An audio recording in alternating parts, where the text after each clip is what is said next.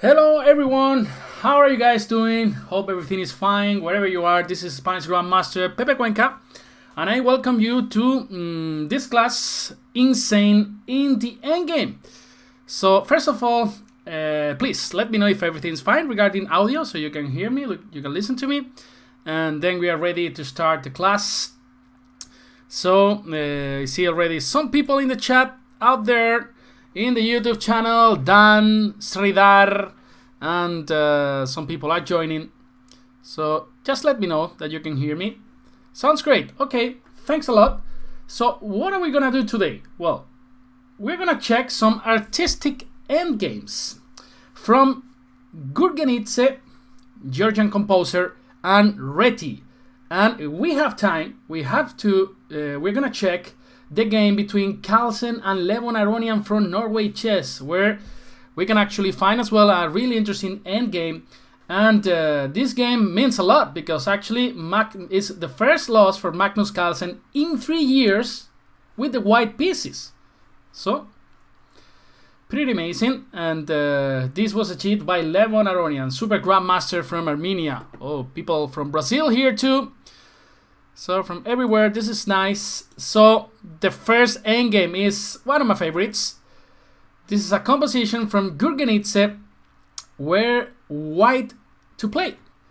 So it's a crazy position. I know it's not maybe the best puzzle to start to warm up, but this way you will start with a difficult puzzle, and then you will have to concentrate a lot.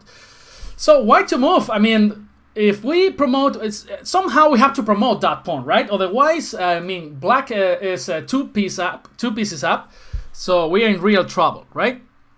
So let me know what you think about this position, and what will you play here with the white pieces, and then we will discover some things. So just give me some candidate moves. So hi Matthias from Denmark. I just came back from Sweden. I was flying to Copenhagen and then taking the train from there to Sweden. But I actually had a lot of troubles in the police control because now Denmark is banned for Spanish people. But I was traveling to Sweden, so that's why they allowed me to enter. But as you guys know, the situation is a bit crazy everywhere, but in Spain, even more, you know. So, yeah. So what do you play here with the white pieces? You go h8, just queens, or what? Yeah, that's right. So the first move that has to come to our minds is h8, right? So h8 queen. But it has a problem. It's not losing, but it's not winning. Why? What do we play here with the black pieces? And I guarantee you that after this variation, we're gonna land a lot. Yeah, rook g6. That's the best move for black. And the problem is that if we take on g6, now bishop h8, and even though you manage to take on e7 with the two bishops and the pass pawn on the a file, black is not gonna lose. So, but we have an idea here after rook g6. So there's one move that we don't lose the queen. So what is this move? We always should trust in Facundo. You know, Facundo is the f pawn. So what should we play here after rook g6 check?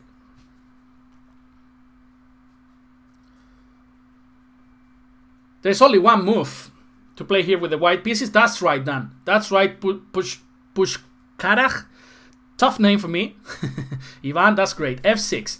But then we realize that after rook takes f6, now we are in the same situation as before. Because now if white takes on e7, then rook e6, and then we more or less transpose to the same position. But after rook f6, white can try king d5, and now you play rook f5 again. White has an option here not to lose the queen. This move is e5. Now black takes on e5, king c4, rook e4 check. Again, white cannot take on e4 because black just captures the queen. So d4, rook takes d4, king b3, rook d3, and now c3. Only move rook takes c3 and king a2, and now you cannot go, you cannot go rook c2 because there is king a1 just winning, But now black wins this game with the move b3. Now it doesn't matter where you go. For example, you go to b1, there is rook c1 check. If you take on a1, there is checkmate on c1. And if you take on a3, there is b2, queen takes c3, and now what do you play here with the black pieces? This is a very beautiful variation. It's a really insane puzzle. But we are not done. We still have a lot to understand in this position. What do you play here? You play queen b1? Yeah, b1 knight, of course. That's great. So b1 knight, this is a check, and then you capture the queen, and then actually black wins the game. So this is a really nice puzzle. So this means that black wins in this position, but you guys should have learned something after all this way, right? Because white is always trying to hide the king, but it's not possible. But let's see if you guys learned something after this variation. So what's the idea then for white? Let's see if somebody's able to spot this, because it's really insane. It's just very, very beautiful. It's very beautiful. If we don't take the rook, yeah, but I mean, if you promote on h8, we just saw that black wins. So h8 bishop. This is too much, yeah? If you promote the bishop, I mean, okay, black's a piece up, right? So you can do whatever you want here. Even king b7 should be winning here. But no, h8 bishop is not the solution. So h8 bishop doesn't work. It's just a piece down for black, so we are completely lost in that position. And take on b4 first. Well, if you take on b4, this is very interesting, but I guess you can take. Now h8, rook g6, f6, rook f6, king d5, rook f5, e5, rook takes, king c4, and now rook c5. Even easier for black, right? So it's not rook takes b4, but you are trying to understand something. f6 first. Well, f6, the problem is just rook takes h7, right? So basically black is threatening to capture that pawn. If black captures this pawn, we have to say goodbye to the game. So no, f6 doesn't work. Rook takes h7. End of the story for us. Yes, there's somebody in the chat who spotted the solution already. So during all this path, there was a moment where we would love to have a square for the king. And this square is a4. Imagine after all this variation with a rook on c3, just playing king a4, and then there will be no more checks. Right? So that's right. Rook a8. Great. Rook a8. That's the move. This puzzle is just so amazing. So king takes a8, h8, rook g6, f6, rook takes, king d5, rook f5, king c4. Oh, sorry, e5. Rook takes e5, king c4, rook e4, d4, takes, king b3, rook d3, c3, rook takes c3, and king a4. We got this square to hide our king, and now this bishop is just falling. So next move is going to be queen takes e8, and actually this is going to be checkmate to the black king. Pretty amazing, right? So, but I have for you one question. It's a crazy line, I know. I have for you one question. What happens if black plays king b7? What happens if black says, you know what, I just pass, king b7. And what do you play? You just promote now? h8? Or what? Because if you promote, let's say h8, just, again, rook g6, f6, and now rook f6, king d5, and now bishop f7. because now there's no c6 square for the king. So after king b7, take the bishop, you say. Take the bishop, no, because of rook takes h7. So what's the idea? That's right, Mr. Pushka. That's right, rook b8, king takes, and now you can promote again. h8, rook g6, king d5, sorry, f6, rook takes f6, king d5, and now the bishop is pinned. This is the key, right? The king has to be on the back rank, otherwise bishop f7 would be winning, right? As in the variation that we just saw with the king on b7. So that's why we're still in the same kind of variation. Now rook f5, e5 takes, rook e4, d4, and again we are able to hide our king on the a4 square. And given the fact that this bishop is pinned, now black is gonna win after taking this guy on e8, right? So pretty nice endgame. Let's check another one. This time from Reti. As you guys know, the previous week we just saw some puzzles from Reti, but I have two more for you. So first one, this position. Black is about to promote, but white is a rook and a bishop up. So what should we play here with the white pieces? Just taking account that now black is threatening to capture your rook from f4 to g3. So we gotta pay attention to this, right? So let's all think about this position and just give me some candidate moves. And this is the way we learn, yeah? You give me some candidate moves, we try to understand them, we analyze the variations, and then we learn something from the variations that don't work, and then we find the proper solution. It's white to move, that's right. Rook d3, somebody else is proposing another move. Rook d3 check. Something else? You want to go rook g1? No, right? Because after rook g1, just e1 promoting. So basically, I think rook d3 is the only move, right? But it's not that easy as it looks, because now after king e1, what do you move? Black's plan is rather simple. Black wants to go king f2 and e1. So bishop g4, somebody's saying here. Well, bishop g4. Now you play king f1. And there's no way of stopping e1, right? If you take, well, you play rook f3, then king g2, and now next move is going to be e1. So, no, bishop g4 looks, it doesn't look winning, right? So king f1, sorry, and now you take on e2 again. King takes, and then f3, f2, f1. Basically, this is just a draw. So somebody is proposing there just king c2. Well, now I just play king f2, and what's your idea? After king f2? Because, I mean, I'm just promoting next move, so basically you are forced to go rook d2 in this position.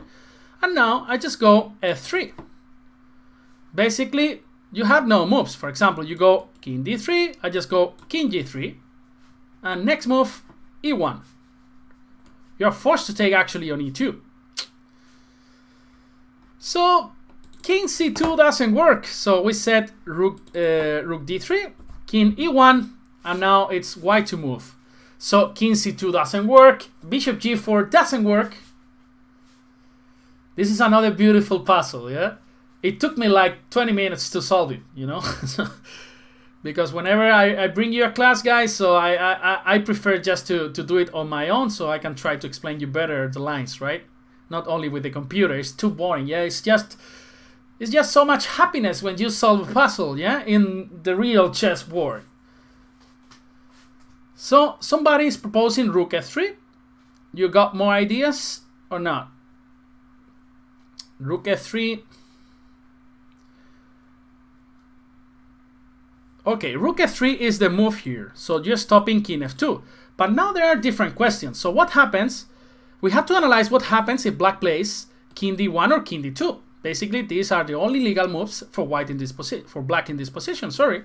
So let's start with king d1. What do you play? What do you play after king d1? If you go rook d3, you've done nothing, right? I just go back to e1 and So Ralph found out the solution. Well, bishop f1, I just queen. And after rook d3, just queen d2. And then that's no mate. So bishop f1 doesn't work, just e1, and then rook d3, just queen d2. And then you gotta take on d2, and that's a dead draw, right? So no bishop f1. So if bishop f1 is not working, that's right, bishop g4, as Ralph said, and our friend Binajak. Binajak and Ralph, they say bishop g4. What's the idea? Well, if you promote, now there's rook d3 checkmate. And basically, black cannot do anything else. I mean, if black goes king d2, now you just play rook f2, you pin this pawn, you capture this pawn, you win this game, you get out of the playing hole, you go and make a party. So that's why king d1 doesn't work, because this beautiful move bishop g4. So then there's one more move for black here in this position, just king d2. And now what do we play after king d2? Because now bishop g4 doesn't make any sense, right? e1 just queens, and then we are even losing.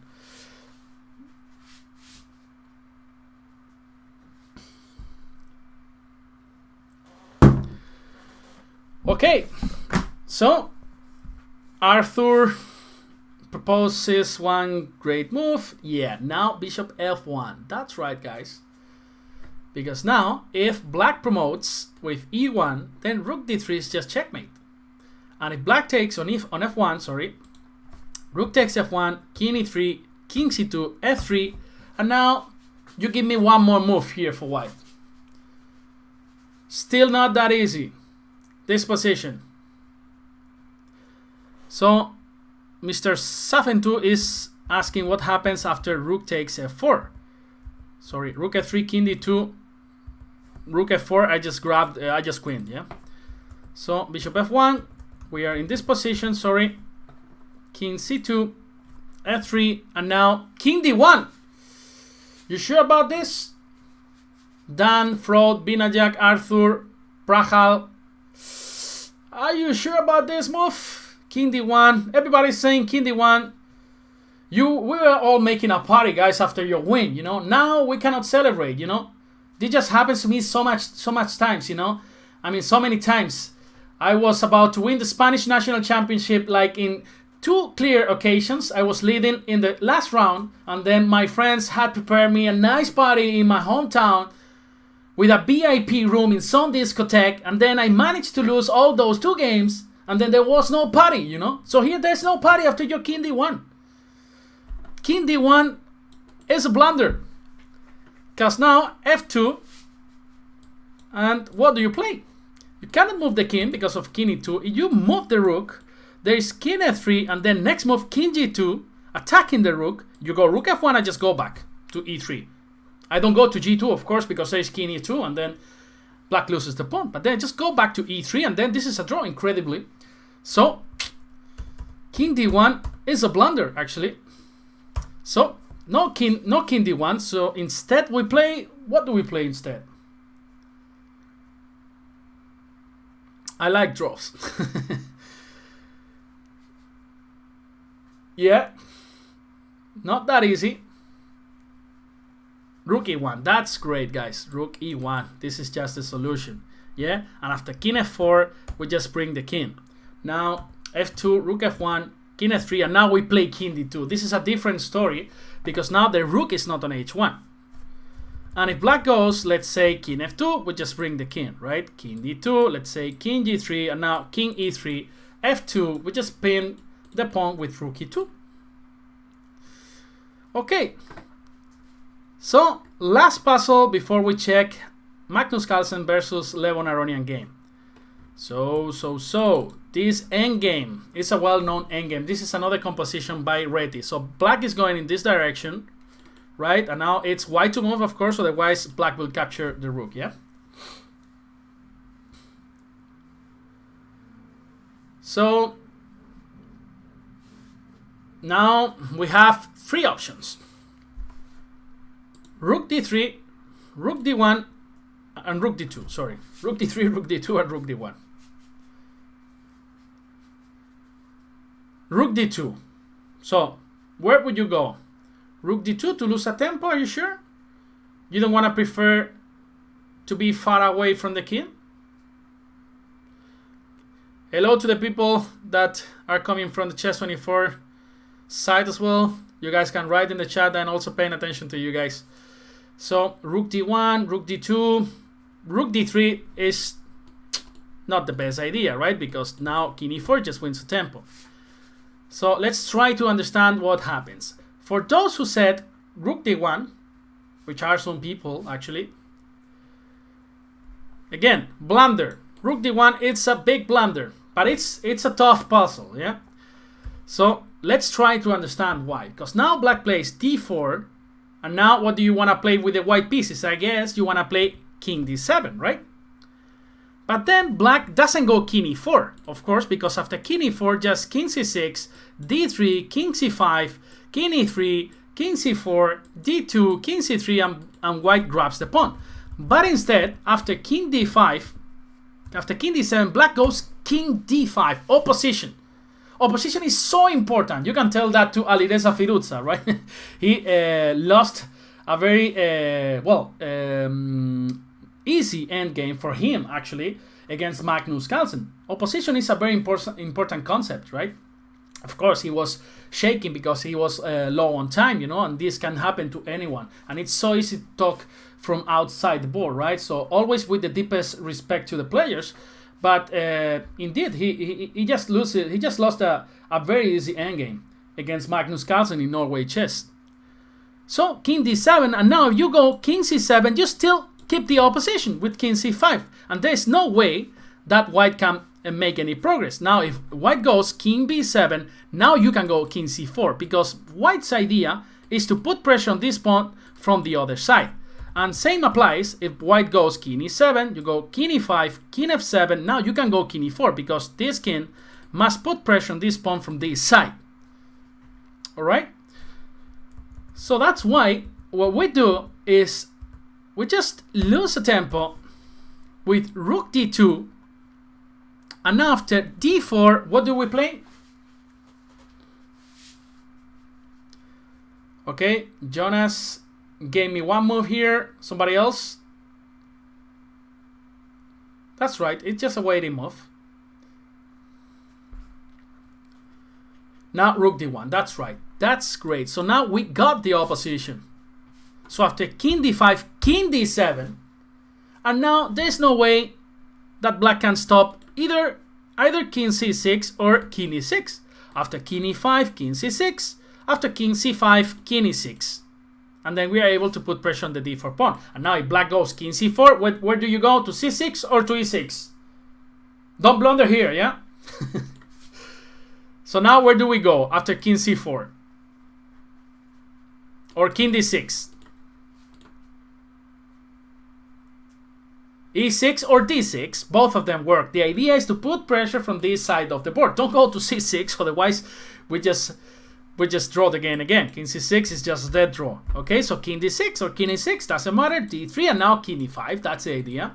King c3, King e4, d2 and King e3, and then we just grab this pawn, and again we are so happy, and we just win the game.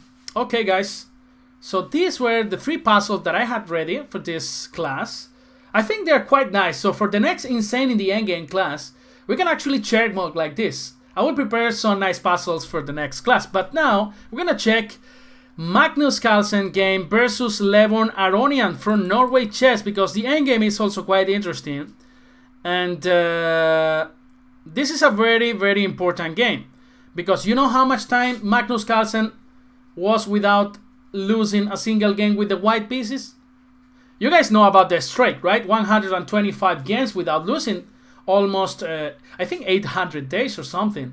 So 2 years, something like this. But you know how much time was he without losing a single game with the white pieces? You know? 3 years. You know, I cannot win even for 2 weeks in a row. I cannot win even for 2 weeks in a row. So, let's see what happened in this game. So, knight f3 from Magnus Carlsen, d5 from Levon Aronian, d4, knight f6 and c4, the queen's gambit. Now e6 and knight c3. Of course, there are other alternatives here for white. You can go g3. This is known as the Catalan opening, right? One of my favorites. Knight c3, and now black has several options. To be fair, he was in extreme time pressure when he lost the opposition. That's right. I mean, I agree with you. I mean, he was very nervous. He was. I'm sure he's playing Bullet on Chess or Chess24, Chess.com, and he makes a draw in every game. But the circumstances were pretty different. He was facing the world champion, and he was pretty low on time, and he was very nervous, and he just lost because of the nerves, you know. So here there are different options for black. This is the queen's gambit declined, that's right. Bishop b4, we enter in the so-called Ragozin defense. c5, going for the Tarrasch or semi-Tarrasch. Tarrasch is when you take with the pawn. Semi-Tarrasch is when you take with the knight, and after e4, knight takes c3. You have more options too here in this position. You can go c6, of course. And after bishop g5, we can go for the Moscow variation of, or the Botvinnik variation, crazy lines. And you can also try here, what else? You can try, of course, a6, which is a pretty solid line, very used nowadays in the top tournaments. And the last option, I guess, well, you have many options, knight b d7, but also d takes e4. This is the so-called Vienna variation. But instead, Levon Aronian goes for the most natural, right? Bishop e7, main line on the queen's gambit decline. And now the two main moves are bishop f4 or bishop g5, right?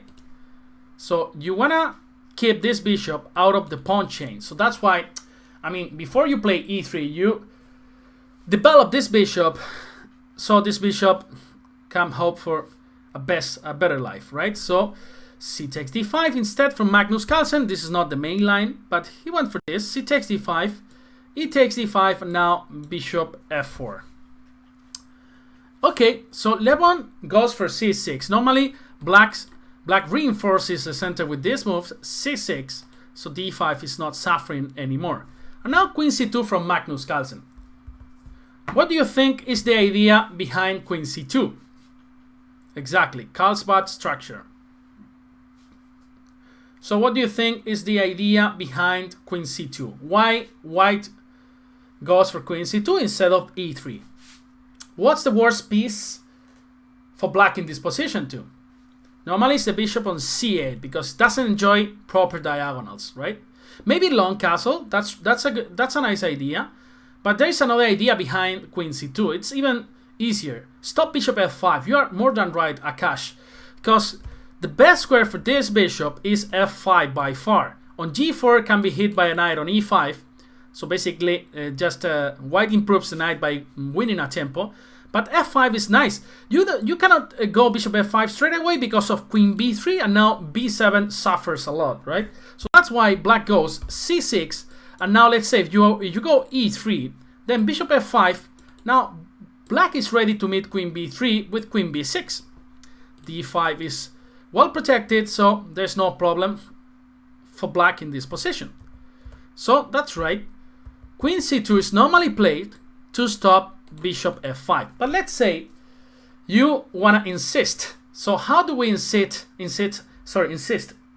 by playing bishop f5? I mean, we can play a move that helps to that purpose.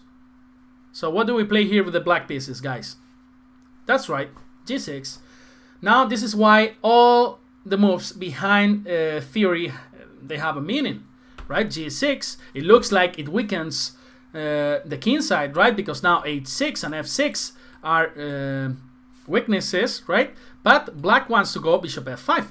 And it's very important to play g6 now, because if you go e3, let's say short castle, then white goes e3, and after g6, what can we play here with the white pieces?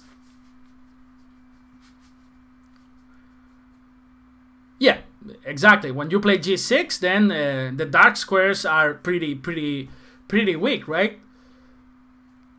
Unless there is a bishop on g7 who covers those squares.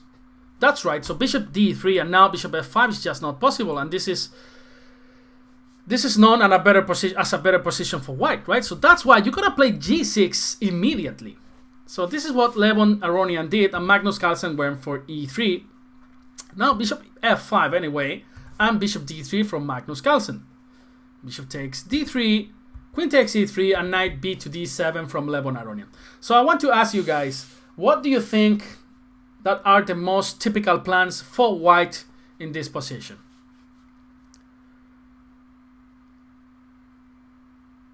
There are different plans, of course, different ideas. You can give me all of them, or maybe some of them. That's right, minority attack is one of them.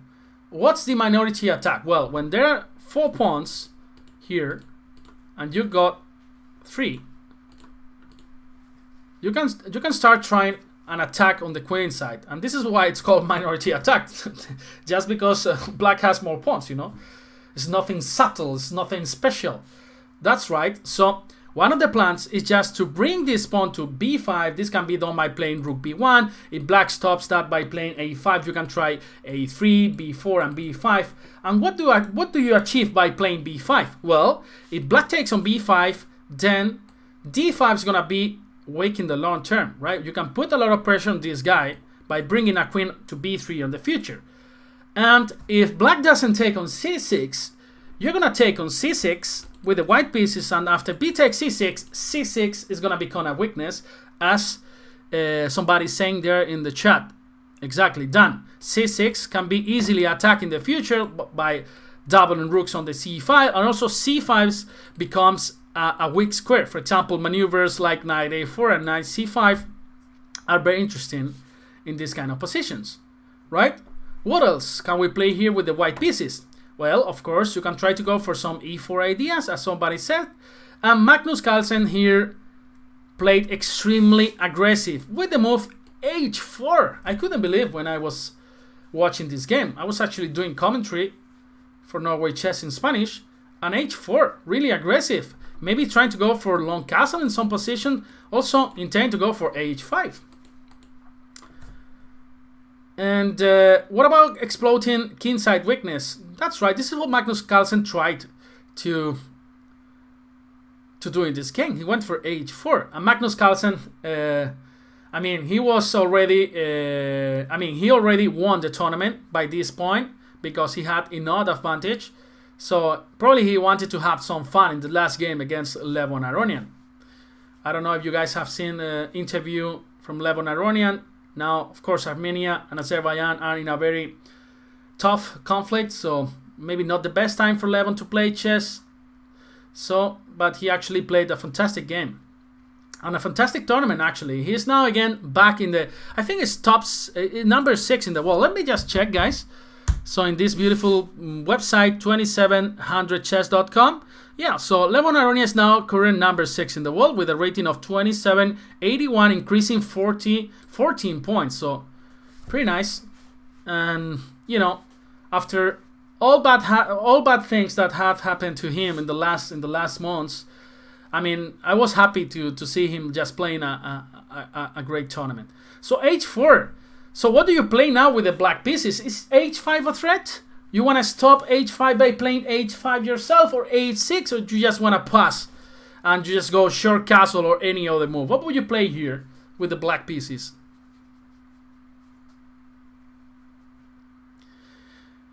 Yeah, seems standard now, these h4 ideas. I mean, Levon Aronian himself has played these h4 ideas in many occasions. For example, against the Grunfeld in many games.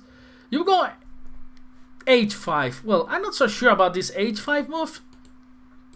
I know it's the easiest way to deal with h5, so you just forget about h5 from white, right? So you just want to keep playing. But I'm not so sure about this move, because now g6 becomes more weak, and also the g5 square. But of course, it's more than playable, yeah? h6, it's another option, but I just don't like it, you know, because you're never going to be able to go short castle in this position. So I think what Levon Aronian did is more than natural. He went for a5, just, you know, ignoring Magnus Carlsen ideas, because now h5 probably is just a bad move because of knight takes h5, right? And the king is still in the center, so there's no point. So now, I mean, you You open the H file, but this king is still in the center, so probably it's not that dangerous for black. Very interesting, of course, for white, but I think this is more than okay for black. And in this game, Magnus Carlsen went for king f5. King f1, sorry, king f5. That would be a great jump. But no, king f1. Magnus Carlsen idea is probably to go g3, followed by king g2, and then this king is kind of safe on the g2 square, because if you go short castle now, this h4 doesn't make any sense, right? You would love to have this pawn on h3. On h4, well, doesn't make any sense. Knife f5. All right, guys, so a5, king f1, and a4 from Levon Aronian. He wants to go a3 in this position, so that's why Magnus stopped that by playing a3 himself. And now queen b6 from Levon Aronian.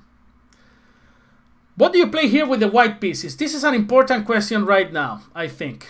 It doesn't look like a critical position. It looks like you can play basically whatever you want in this position, just protecting the b2 square, but it's not that easy.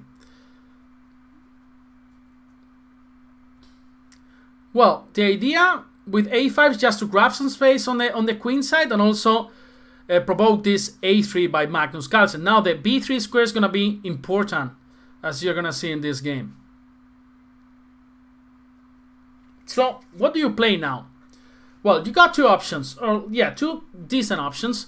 Queen c2 or rook b1. You gotta choose. You gotta choose one of them.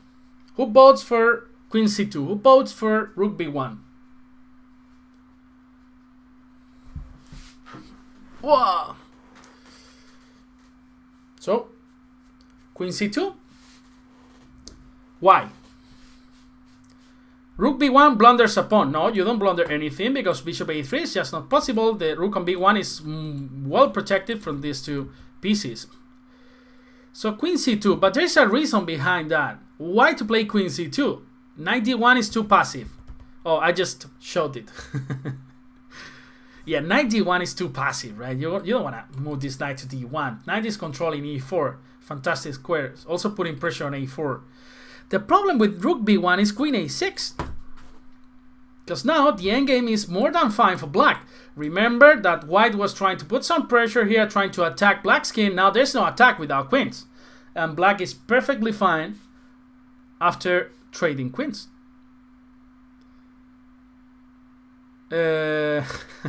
Bold move by Pepe to use the green screen to overlay a green screen background. No, because I'm recording some video series, guys. So I need to, but that's right, I could use the green screen as well for this show. I'll try to do this for the next show. By the way, I didn't tell you, but in 2 hours, I mean 2 hours and 20 minutes, I'll be streaming in the Twitch channel of the St. Louis Chess Club. So we're going to move there for Banter Blitz. So you guys will be able to play against me in Chess 24. We'll be using this site, Chess 24, because I work there usually. I just can't play there. So I'll send you the link in Twitch where you can challenge me. Preferably 3-minute games, okay?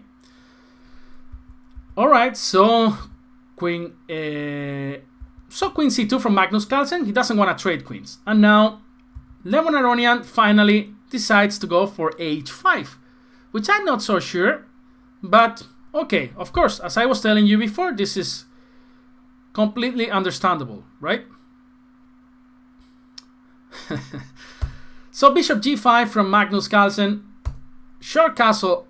Yeah, I know I hit pretty hard my keyboard. You know, once I was living in Germany, I lived in Germany for 3 years. And then there was some night I was just trying to write an email, you know, and I'm just, you know, so clumsy. I just hit the keyboard with so much strength, you know, that the neighbors came to complain. They were asking me if I was moving the furniture from one place to another. I was just writing an email. When I told them, they couldn't believe it. All right, and here after short castle, knight e5. Magnus Carlsen starts with his tagging ideas. Now, what do you think is the idea behind this knight e5?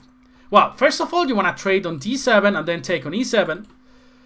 But after Levon Aronian plays rook e8, now we always have to keep an eye on this g6 square, right? Because now if white takes on g6, at least there is some danger. I think it's not enough, but it was definitely extremely interesting for white. You got some ideas like rook h3, rook g3 in the end. The engine says this is just fine for black. After rook h3, you just take on b2. And if you play something like rook b1 in this position, just queen d8 to play rook g8 at some point, I think white only has a draw by repetition with queen h6 and queen g6, right? So this is why Magnus Carlsen didn't go for knight g6. He was not happy with the draw, and then he took on f6. Of course, now black is forced to take with the knight on f6 and rook h3 by Magnus Carlsen. The idea is quite clear. He wants to go rook g3 and then make a boom on g6 and just wins the game. So what do we play here with the black pieces? A tough moment for Levon Aronian.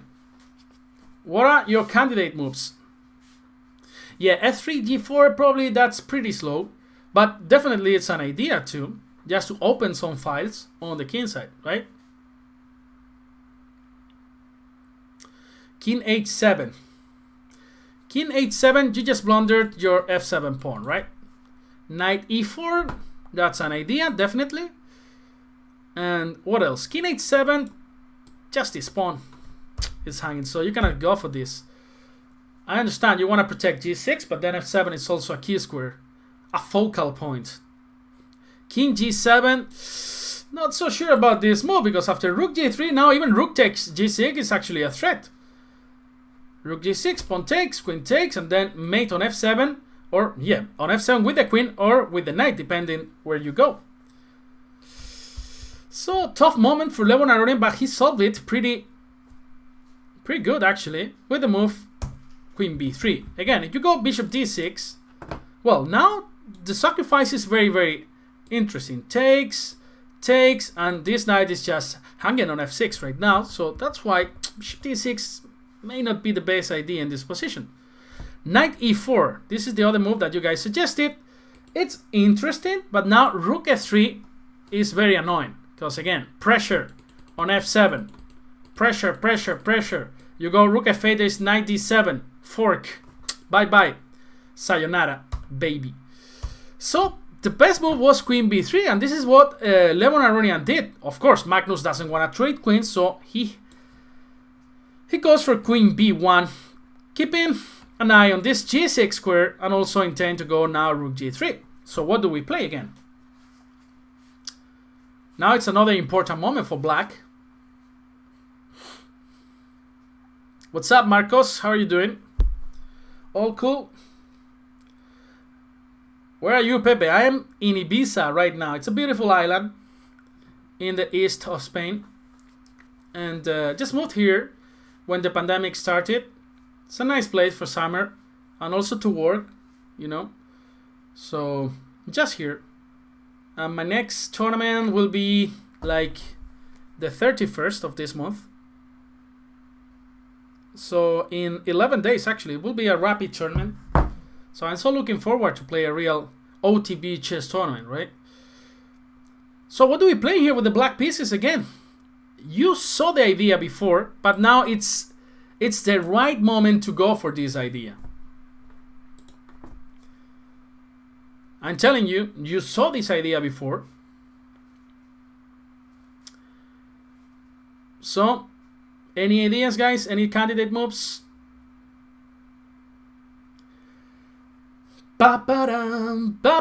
Yeah, that's right, Dan. Knight e4 now. We said before that the problem with knight e4 was rook f3, but now knight d2, sorry, it's a real threat with this fork just winning the game.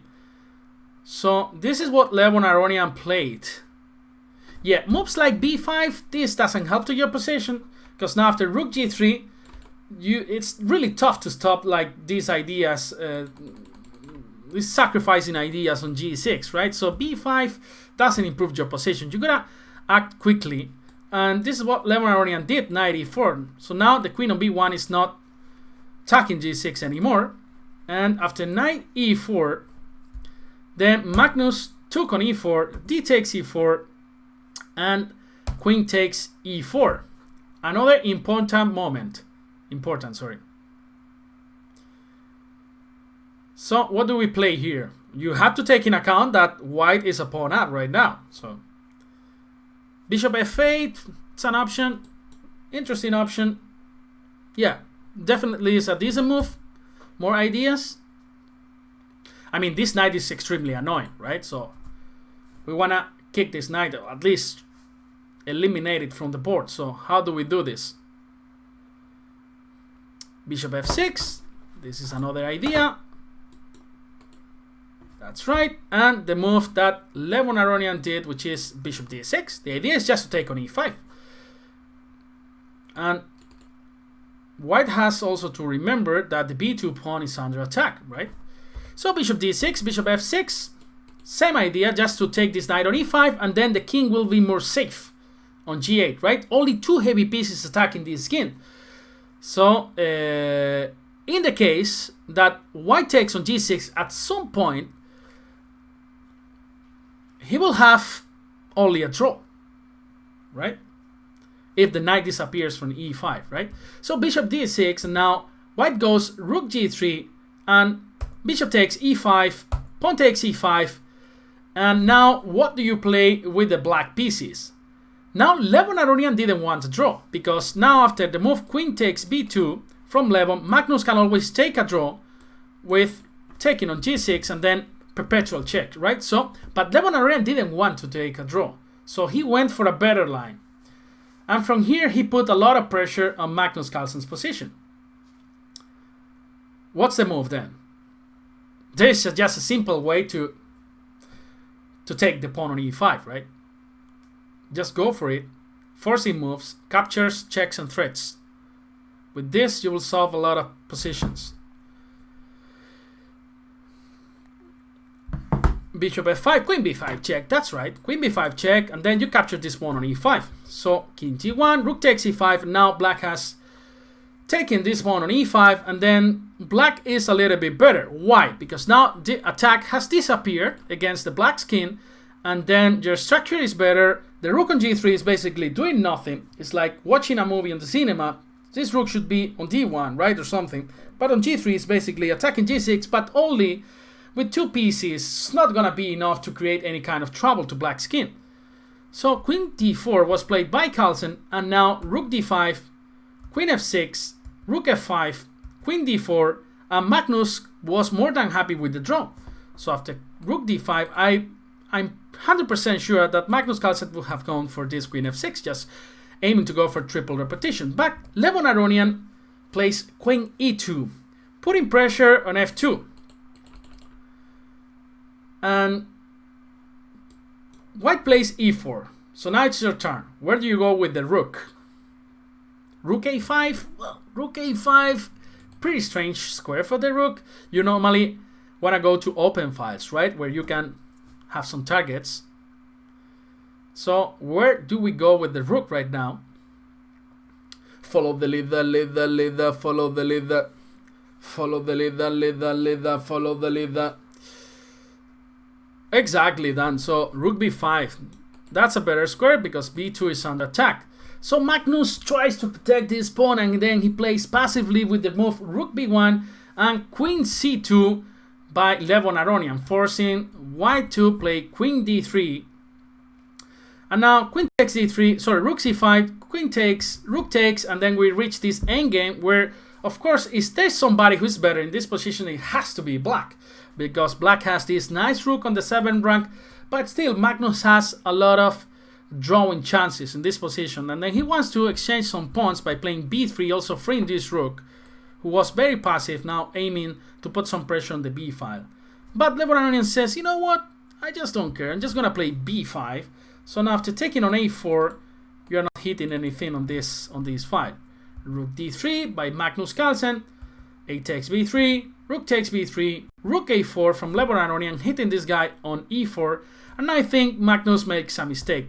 Probably it's just better just to go f3, keeping the two rooks in the board, because after rook c3, now rook c4 from Levon Aronian, I think it's good for him to trade a pair of rooks, because the pawn can move forward, the pawns can move forward easily, right? So rook takes c2, rook takes c2, f3 from Magnus Carlsen, And now king f8. Of course, the king has to be an active piece in the endgame. As you guys know, in the middle game, the king has to be castled in many occasions, just being safe. But in an endgame, the king is probably one of the most important pieces, right? In this case, gonna try to help this majority on the queen side to succeed. So king h2 from Magnus, king e7, king h3, king e6, rook d3 from Carlsen, and king rook c4 from Levon Aronian. Okay, all of this is fine. King g3 from Magnus, king e5. Now black is aiming to go f5 probably in some positions, and Magnus Carlsen decides to activate this rook on the 7th rank, just targeting f7. Levon Aronian says, you know what, I just don't care. I just play rook c3, just take on f7, I'm gonna take on a3, and I got these two passers on the b file and on the c file who are running like a beast, faster than Usain Bolt, these guys. So that's why Magnus Carlsen plays rook a7, protecting a3, and Levon Aronian protects Facundo, rook a8, and I want to ask you, what will you play here with the black pieces? Another important question, because I'm sure you think in the same way that I was thinking before checking this game. So it looks like we are now ready to what? To push. So c5, right?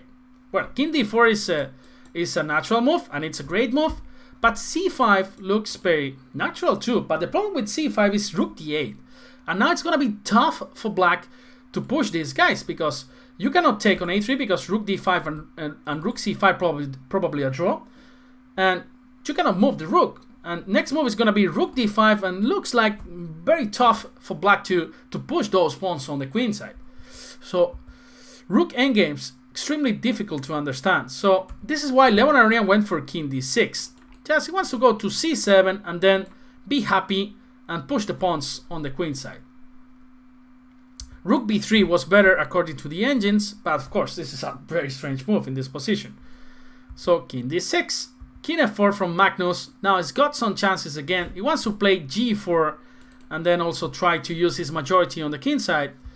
King c7, now there's no rook d8, so now Levon Aronian is ready to push the c-pawn. Carlitos is coming to the action, g4, king b7, attacking the rook, rook g8, and this has become a crazy position, because now black takes on e3, Magnus takes on g6, and then we come to the critical moment where Magnus Carlsen could have made a draw, but instead he just blundered very, very, very badly in this position. So again, one more question. What do you play here with the white pieces? You have Levon Aronian in front of you. You have the chance to make a draw against him, or you blunder and then you lose the game. Nothing really bad happens. Just go for the next game. Take a cup of coffee. Life is more important than a game of chess, right? h5. h5, it's a move. But after b3, what do you play? e5, somebody's saying. e5, well, I can play b3 anyway. And after pawn takes f6, b2. And after f7, just b1. And f8, I just grab your queen if I want with queen f1. That's right. So the best move in this position is rook g7. Magnus Carlsen took on f6. And I'm going to show you what I think he blundered or he didn't see. So rook g7 is just a draw, because after king b6, rook g8.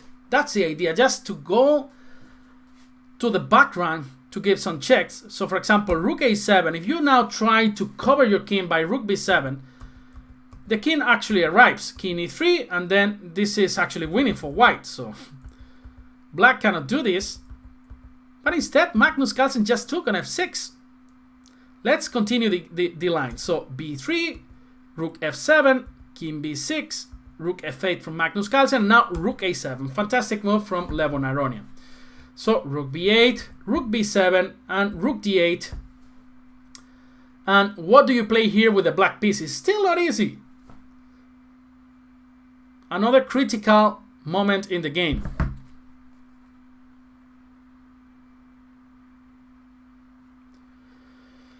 Para papa, pere pepe, para papa, pere pepe.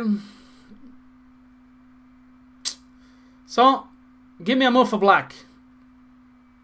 C5, that's the best move in the position. B2 is actually a draw, so be careful, because after rook d1, now white stops this pawn.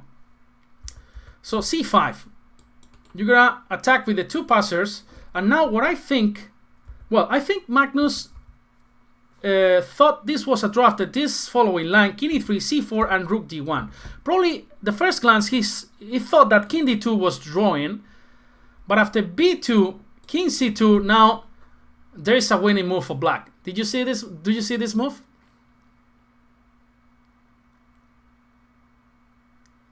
I think this is what he missed, actually. Come on, beat Magnus Carlsen. King c7. King c7 doesn't win because of rook d1. Be careful. But instead, just b1 queen. That's right, b1 queen. King takes b1 and king c7 check. And then black grabs the rook. So this is what I think that Magnus Carlsen missed. c5, c4, and probably he realized at this point that king d2 was not enough for the draw. So rook d1 was played. c3 from Levon Aronian. Now these two passers are very, very close to promote. Rook b1, king c5, king d3, and now Magnus Carlsen resigned. You can actually win with the black pieces with the move king b4, or even c2 just wins as well. Okay, guys, so this has been all that what I have prepared for this lecture. So we just checked 3 fantastic compositions, artistic endgames, and then this game between Magnus Carlsen and Levon Aronian. As I told you just a few minutes ago, I'll be streaming on Twitch in the St. Louis Chess Club channel in the 2 hours, I believe. Yes. So it's 11 p.m. in Madrid, actually, from 11 p.m. to 1 a.m. So 2 hours of streaming. So it will be very nice if you guys can come by and then play some chess games and try to crush me. And then publish it on the social media. I beat this stupid Grandmaster from Spain. Just plays like rubbish all the time. Okay, guys. So hope you guys enjoyed this lecture. So it's been a pleasure as usual. See you in the next show. Take care.